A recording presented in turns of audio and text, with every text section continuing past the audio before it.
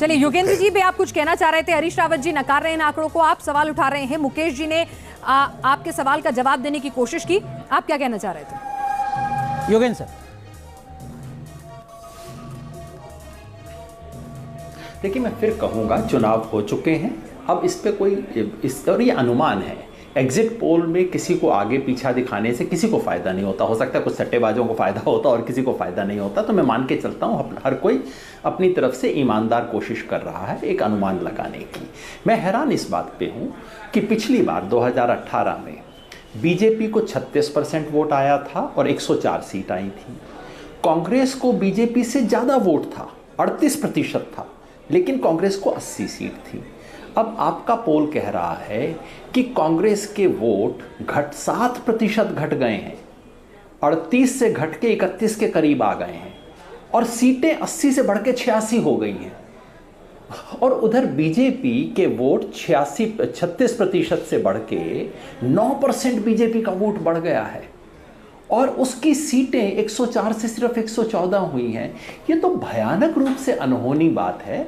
ऐसा नहीं कि अनहोनी चीज़ें होती नहीं हैं, 100 साल में 1-2 बार ऐसी चीज़ें हो भी जाती हैं, लेकिन इतना अनहोनी चीज़ का मुझे तर्क समझ नहीं आ रहा। मुकेश जी, ये जो बुनियादी सवाल योगेंद्र जी के बद्रीनाथ जी एनके सिंह जी उठा रहे हैं, एकदम इस बुनियादी सवाल वो घट जाए और सीटें बढ़ जाएं कांग्रेस की। जी बिल्कुल, जो सवाल ये मुकेश जी उठा रहे हैं, हमारे तीनों पैनलिस्ट, इस बुनियादी सवाल का जवाब दीजिए सर सरल शब्दों में, ताकि जो दर्शक हैं वो भी कम से कम समझ। और ये भी समझना चाहूंगी, क्या इतनी भी क्लोज फाइट वाली कोई ऐसी सीटें थी जहां पर जीत हार का मार्जिन जो है हमने देखा है कि कई बार के बहुत ही कम रहता है, 3000 5000 से नीचे नीचे रहता है, तब समझा जाता है कि हाँ भाई हो सकता है कि अचानक से सडन शिफ्ट हो जाए। तो ऐसी कोई सीटें हो, वोट परसेंटेज को देखकर ऐसा लग नहीं रहा है। जी, ऐसी वैसे बहुत सारी सीटें रहेंगी जहां पर जो मार्जिन है वोट का, वो आप जीत हार का अंतर आप जब देखेंगे तो वो 10,000 से नीचे रहेगा। और ऐसी जो सीटें हैं उसी की वजह से जो परसेंटेज है, जो वोटिंग शेयर परसेंटेज है, वो बीजेपी के फेवर में बहुत बढ़ता हुआ दिखाई दे रहा है हमें। और कांग्रेस के जो वोट परसेंटेज है जितना डाउन हुआ है, उसके कंपैरिजन में अगर सीट्स को हम देखते हैं तो वो बहुत नीचे जा रही हैं। और ये जो अंतर है ये सिर्फ इसीलिए है कि जो क्लोज फाइट का जो बेनिफिट है वो वहाँ पर कांग्रेस को मिल रहा है। और यहाँ पर ये हमने एक सीधा सा पोस्टर्स ने एक गणित बनाया हुआ है कि जिस रेशो में आपका वोट परसेंटेज बढ़ता है, उसके इस रेशो में जो आपकी सीट्स हैं वो भी इंक्रीज होनी चाहिए। लेकिन ऐसा हमेशा नहीं होता है। ये हमने पिछले जो भी अनुमान लगाए हैं उसके आधार पर एक ट्रेंड सेट किया है, लेकिन ये ट्रेंड हमेशा सही हो ऐसा नहीं होता। स्वयं योगेंद्र जी ने भी कहा कि ऐसा कभी कभी नहीं होता। और योगेंद्र जी तो कह रहे हैं कि ऐसे जो चमत्कार होते हैं वो 100 साल में एक बार कभी होते हैं। नहीं, वो 100 साल तो एक कहने वाला जुमला होता है। जैसे 15 लाख वाला जुमला अभी बात कर रहे थे कि 15 लाख आएंगे कि नहीं आएंगे, ऐसे 100 साल कहने वाली बात होती है। 100 साल में तो चुनाव कितनी बार होते हैं ये आप भी जानते हो, और हिंदुस्तान में कब से किस तरह से चुनाव हो रहे हैं। तो लेकिन हाँ, ऐसा रेयरली होता है। तो आप अपने एग्जिट पोल पर कायम हैं, आप अपने तरीके पर, आप अपने इन आंकड़ों पर बिल्कुल कायम है, कोई रेंज नहीं, बिल्कुल सटीक 114, बीजेपी 45 लगभग, अगर मैं गलत नहीं 46% 46% वोट प्रतिशत के साथ। बीजेपी प्रवक्ता भी हमारे साथ इस वक्त जुड़ चुके हैं, मधुराव जी। निश्चित तौर पर आपके लिए ये एग्जिट पोल के जो नतीजे आए हैं वो सुकून देने वाले और खुश होने वाले। हालांकि हरीश रावत जी, योगेंद्र जी वो इन्हें नकार रहे हैं। पहली बात ये है कि हमारा ये मानना है कि हम 100% 120 के ऊपर ही हमारा वोट मिलेगा, हमारा सीट्स मिलेगा। तो निश्चित बात है कि हम जीत रहे हैं, पहली बात। दूसरी ये है कि वो आपने आंकड़े के बारे में आप बात कर रहे थे। पहली बार मेरे जब वोट के लिए गए थे हम लोग, पहली बार हमने 1 घंटा रुके हो गए वो क्यू में, तो इतना भीड़ था, इतना लाइन था।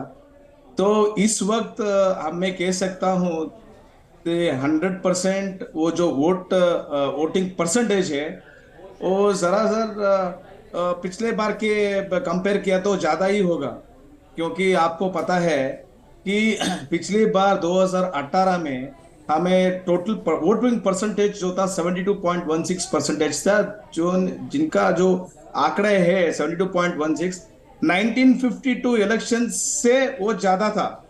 तो इस बार ये ऐसा है माहौल, वो जो वोटिंग परसेंटेज है वो तकरीबन उसको ऊपर हो जाएगा। और बैंगलोर नहीं, एंटी इनकम्बेंसी, लिंगायत समाज की नाराजगी और पार्टी के अंदर भी कुछ नेताओं का जाना, टिकट कटना, उनके कैडर की नाराजगी, कोई फैक्टर काम नहीं करेगा। आप कह रहे हैं कि आपका वोट प्रतिशत 1-2% नहीं बल्कि तमाम प्री पोल सर्वे को झुटलाते हुए बढ़ेगा और 120, आप तो 114 से भी आगे जा रहे हैं, 120 से ऊपर सीटें आएंगी। कौन से फैक्टर हैं जिनकी वजह से आएंगी?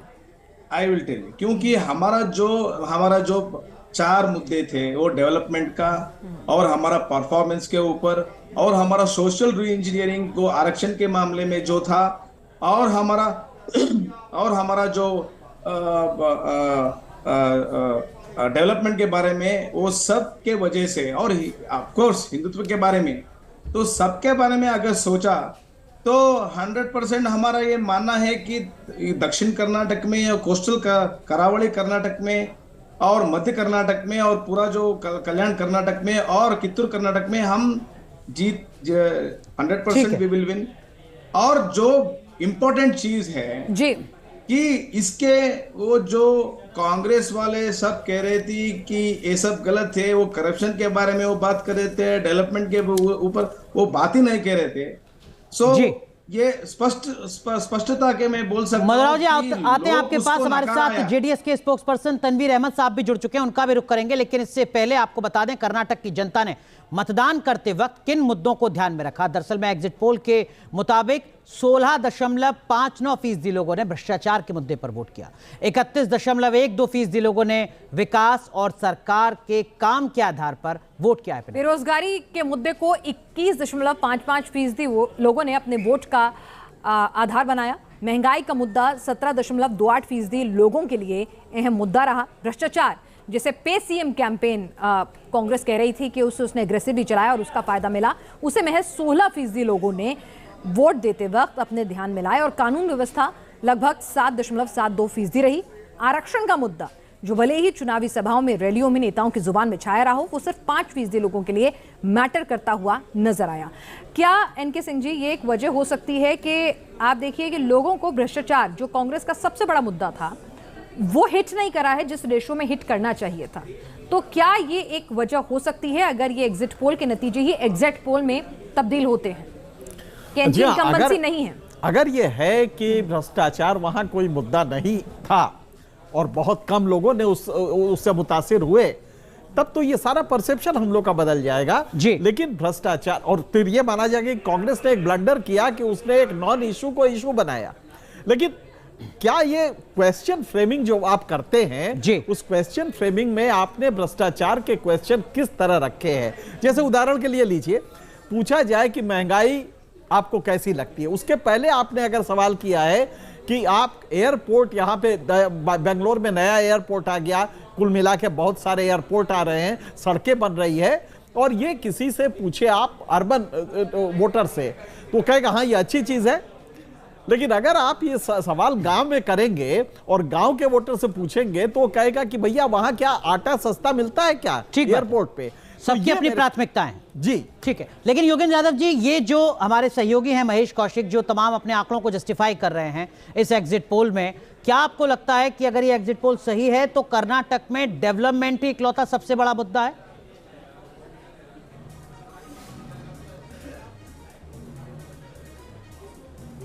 देखिए, मैं एक बात फिर स्पष्ट कर दूं। आपने कहा मैंने एग्जिट पोल को नकार दिया, मैंने कोई नहीं नकारा है, क्योंकि मेरे को लगता है इस तरह की राजनीतिक बहसों का अब कोई मतलब नहीं है। सब बहसें चुनाव से पहले होती हैं। आपके सहयोगी ने अनुमान लगाया है, मैं हर अनुमान लगाने वाले की इज्जत करता हूं। मैं हैरान इसलिए हूं कि नंबर 1, जो मैंने पुराने इससे पहले जितने भी सर्वे देखे थे उनसे बहुत अलग है। अगर ऐसा होता कि अचानक आप दिखाते कि 40% लोग बजरंग बली वाले मुद्दे पे वोट डाल रहे हैं, तो मैं समझ सकता था कि अच्छा, जो कुछ ओपिनियन पोल कह रहे थे वो आखिरी एक हफ्ते में बदल गया क्योंकि एक नया मुद्दा आ गया। वैसा तो दिख नहीं रहा है।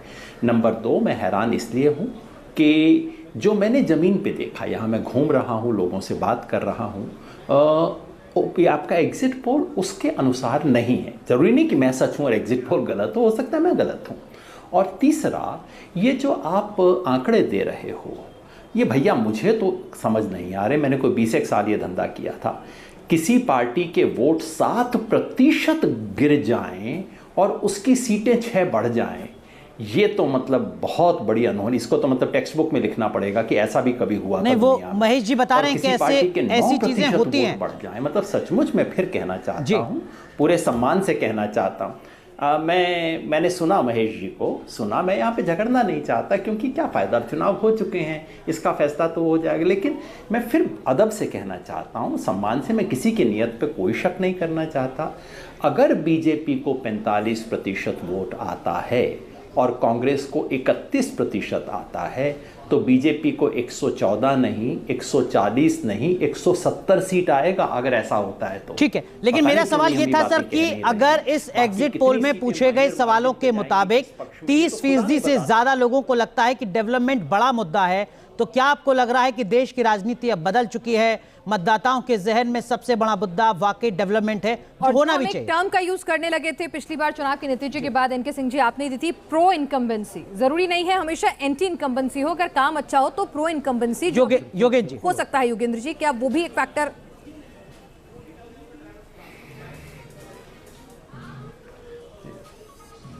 देखिए, अभी मैं 5 मिनट पहले कोई आंकड़ा सुन के और अपना सारा विश्लेषण और सारी बात और समझ को अचानक सर के बल खड़ा कर दूं, ये तो बात ठीक नहीं है ना। ऐसा समय दीजिए, 13 तारीख को परिणाम आने दीजिए, तब तक हम इस पे विश्लेषण करें, सोचें इसके बारे में। और देखिए, दिक्कत ये नहीं है कि सवाल पूछने वाली है, एनके सिंह जी सवाल की भाषा का कह रहे थे। देखिए, एग्जिट पोल में दरअसल सवाल की भाषा वगैरह का कोई चक्कर ज़्यादा होता नहीं है। एग्जिट पोल में आप स्कूल के बाहर खड़े हो जाते हैं, लोग वोट डाल के आ रहे हैं, उनसे पूछते हैं भैया किसको वोट दिया, वो बता देता है, आप उसको नोट कर देते हैं, शाम 5 बजे तक किसी तरह आप उस सूचना को पहुंचा देते हैं, उसका एनालिसिस हो जाता है। सब जहां दिक्कत होती है वो इसमें नहीं कि प्रश्न की भाषा गलत हुई है, अमूमन जहां दिक्कत होती है वो ये कि आप किस बूथ पर गए और किस तरह के व्यक्ति से आपने बात की। क्योंकि एग्जिट पोल में सबसे बड़ी समस्या होती है वो ये कि आप खुद चयन नहीं कर पाते कि आप किससे बात करें। जो व्यक्ति चला आया वो आपसे बात करता है, तो सैंपलिंग की समस्या कई बार होती है। लेकिन मैं फिलहाल इस पर कोई टिप्पणी नहीं करना चाहता। ठीक है, होने दीजिए, परिणाम आने दीजिए, फिर बात करेंगे। मुझे अब एक दूसरे शो में जाना है तो मैं आपसे मैं लेकिन जाते जाते आपसे एक चीज और पूछना चाहूंगा, क्या आप भी इस बात को तो मानेंगे सर कि जो चुनावी तमाम मिथक थे वो सारे मिथक बदल चुके हैं? मतलब अगर ज्यादा वोट डला है तो रूलिंग पार्टी सत्ता से हट जाएगी, कम वोट डला है तो कोई और पार्टी आ जाएगी, इस तरीके की जो तमाम चुनावी मिथक माने जाते थे वो अब बदल चुके हैं। आप सहमत हैं इस बात से? ये दरअसल कभी भी सही नहीं थे, पता नहीं कैसे चीज़। जब चुनाव विश्लेषण किया करता था, अब तो नहीं करता हूँ भाई, इस वक्त मैं एक पॉलिटिकल एक्टिविस्ट हूँ, लेकिन जब करता था तब भी मैं हैरान होता था कि ये सब बातें कहाँ से चल रही हैं। इसका कभी कोई प्रमाण नहीं था कि टर्नआउट बढ़ने पे कोई पार्टी जीतेगी कि हारेगी रूलिंग पार्टी। ये सब बातें चल रही हैं, पता नहीं कब चल रही हैं, तो बदल नहीं गए, कभी भी सत्य नहीं थे, आज भी सत्य नहीं है। ये तो सब चलाने की बातें, क्योंकि हमें उस दिन कुछ बात करनी होती है तो कुछ बातें निकल आती हैं, इसमें कभी सच रहा नहीं है। बहुत बहुत 13 तारीख को देखना होगा कि यही एग्जिट पोल होते हैं, क्योंकि यहाँ पर महेश कौशिक जी तमाम सवालों के बीच भी अपने आंकड़ों पर कायम है, अपने सर्वे उसके इंटरप्रिटेशन पर कायम है। उनका कहना है कि हाँ, बीजेपी जो है 114 सीटें लेकर आ रही है, जेडीएस के खाते में वो 21 सीटें दे रहे हैं, और आपको बता दें कांग्रेस के खाते में 86। जेडीएस से हमारे साथ इस वक्त जुड़ चुके हैं तनवीर अहमद जी। तनवीर अहमद जी, इस एग्जिट पोल जो सीजीएस ने किया है न्यूज़ नेशन के साथ, उस पर आप क्या कहेंगे? पहली आपकी रिएक्शन लूंगी, उसके बाद हम एनालिसिस करते हैं इसका। पहली बात तो मैं मुबारकबाद देना चाहता हूँ हमारे दोस्त ने एग्जिट पोल किया है। आप तक कर्नाटक के लिए कर रहे थे या फिर किसी और स्टेट के लिए कर रहे थे तो नहीं जानता, पर उन्होंने मेहनत की है तो उस मेहनत का मैं आदर करता हूँ। देखिए, हम पिछले 200 तनवीर अहमद जी, आपकी आवाज जो है वो हम तक नहीं पहुंच पा रही है, हम आपके पास दोबारा लौटेंगे। और आपका क्या कहना है कि आपको जो सीटें आपकी घटाकर 21 कर दी गई हैं, वोट परसेंटाइल भी आपका कम हुआ है, तो उस पर हम आपसे आपका इंटरप्रिटेशन लेंगे, क्योंकि कहा जा रहा है जेडीएस के लिए अपने लिए एक अस्तित्व की भी ये पूरी लड़ाई है, उसको भी हम समझेंगे। लेकिन इस क्षेत्रवार नतीजों की बात अगर हम करें इस एग्जिट पोल में, वो भी जरा अनुराग हम समझ लेते हैं। कर्नाटक को मेन तौर पर शायद 4 रीजन में हमने अपने इस एग्जिट पोल में बांटा है। आमतौर पर लोग 6 रीजन भी लेते हैं, 4 रीजन हमने मोटे मोटे तौर पर लिए हैं। तो बेलगावी की बात हम कर रहे हैं यहाँ पर, और देखिए जो आंकड़े हैं बेलगावी के हमारे एग्जिट पोल के मुताबिक वो इस वक्त आपके स्क्रीन पर हैं।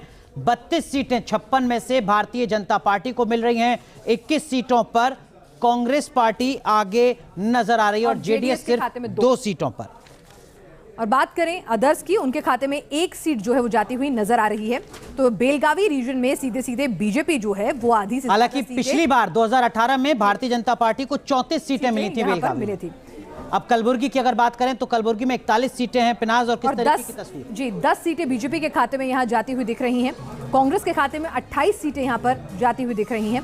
जेडीएस के खाते में 2 सीटें आ रही हैं और इसके बाद अदर्स के खाते में 1 सीट यहां पर जाती हुई। हालांकि यहां कलबुर्गी के इलाके में बीजेपी को नुकसान हो रहा है क्योंकि 2018 के विधानसभा चुनाव में कलबुर्गी क्षेत्र में 16 सीटें भारतीय जनता पार्टी को मिली थी, 21 सीटों पर कांग्रेस पार्टी थी। मैसूर की अगर बात करें तो यहां 49 सीटें हैं, 49 सीटों में 17 सीटों पर भारतीय जनता पार्टी को जीत मिल रही है। पिछली बार 23 सीटें थी जिस पर बीजेपी को जीत मिल रही थी। 7 सीटों पर मैसूर में 16 सीटों पर माफ कीजिए, यहां पर कांग्रेस पार्टी बढ़त बना रही है जहां पिछली बार सिर्फ 7 सीट थी।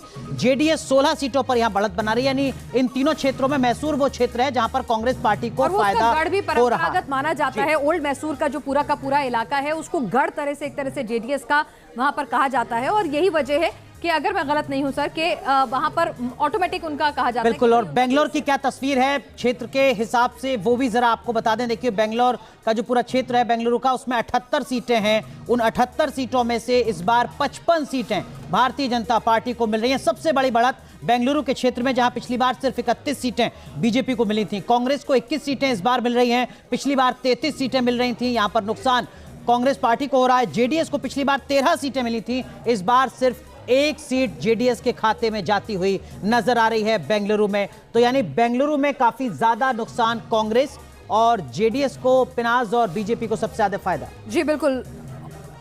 अखिलेश प्रताप सिंह जी हमारे साथ इस वक्त, कांग्रेस प्रवक्ता वरिष्ठ नेता इस वक्त हमारे साथ जुड़ चुके हैं। अखिलेश प्रताप सिंह जी, एग्जिट पोल के जो news nation CGS exit poll है उसके हिसाब से कांग्रेस की सत्ता में वापसी होते, सत्ता पर काबिज होते हुए नहीं दिख रही है और बीजेपी जो है वो 114 सीटों पर जीतती हुई नजर आ रही है सीजीएस के एग्जिट पोल के मुताबिक। कांग्रेस के खाते में आपको बता दें 86 सीटें जा रही हैं और जेडीएस के खाते में 21। आपकी पहली प्रतिक्रिया इस एग्जिट पोल पर चाहेंगे?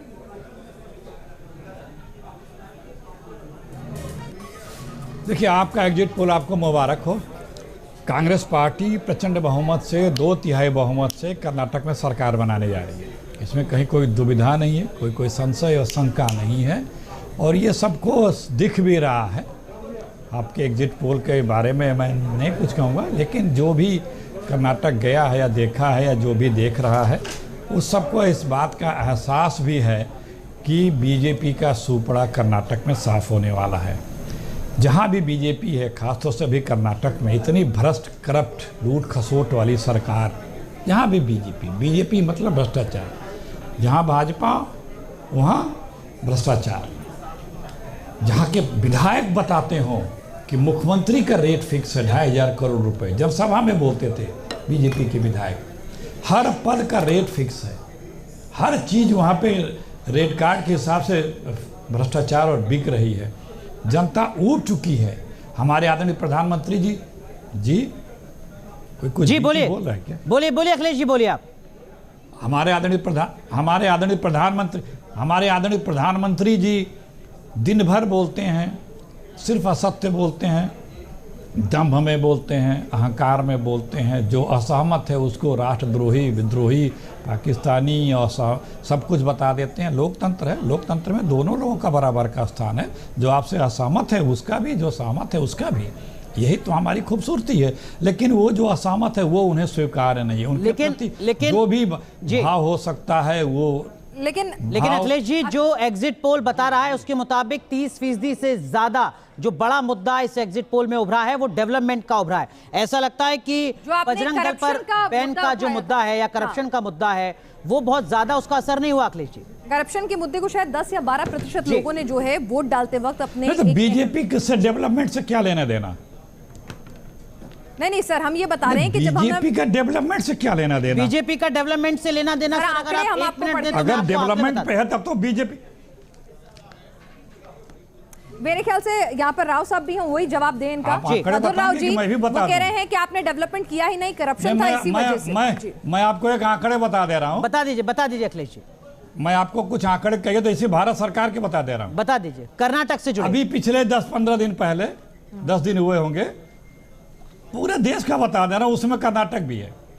पूरे भारत सरकार की जो ऑफिशियल वेबसाइट है सांख्यिकी विभाग, वो हर 3 महीने पे एक रिपोर्ट भेजती है पीएमओ को, जो ये बताती है कि देश में जो बड़ी परियोजनाएं हैं उनका स्टेटस को क्या है।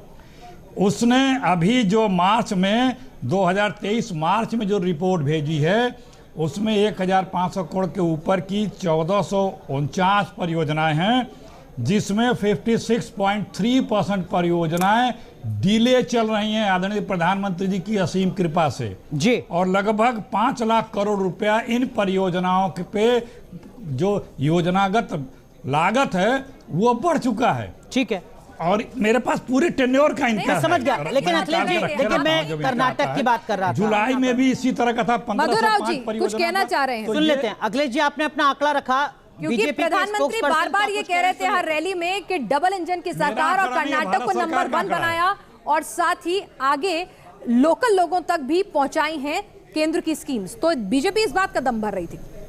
मधुराव जी